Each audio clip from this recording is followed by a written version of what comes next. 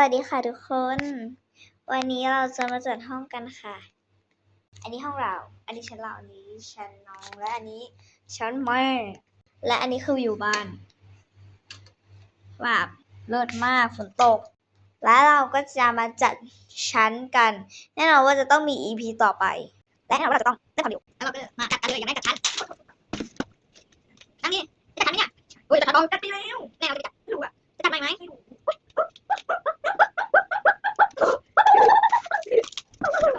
เธอไปเก็บขยะมาเลยค่ะเก็บขยะมาเลยค่ะขยะคุณค่ะเขาไม่ยอมเก็บนะคะช่างเขาเลยขโมยของเขาเชิญคุณจัดไม่เอาอะไรมาเสียบเนี่ย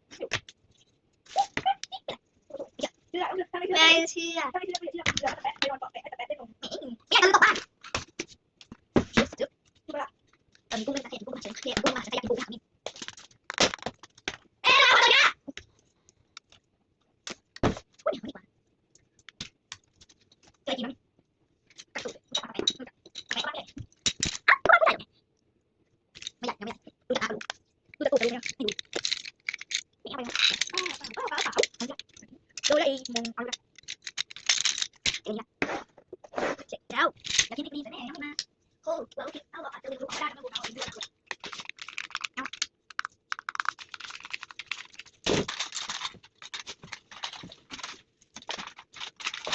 อุ้ยชิ้นสูงตัวหรอเราอะเราละเราเดี๋ยว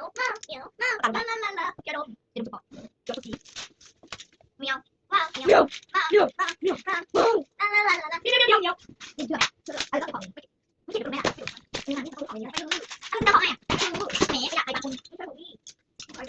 เห็นเอาเอาไหมไอ้ยังมีสูตรไม่ได้เฮ้ยทำไมเนี่ยไม่คุณนะเพราะว่า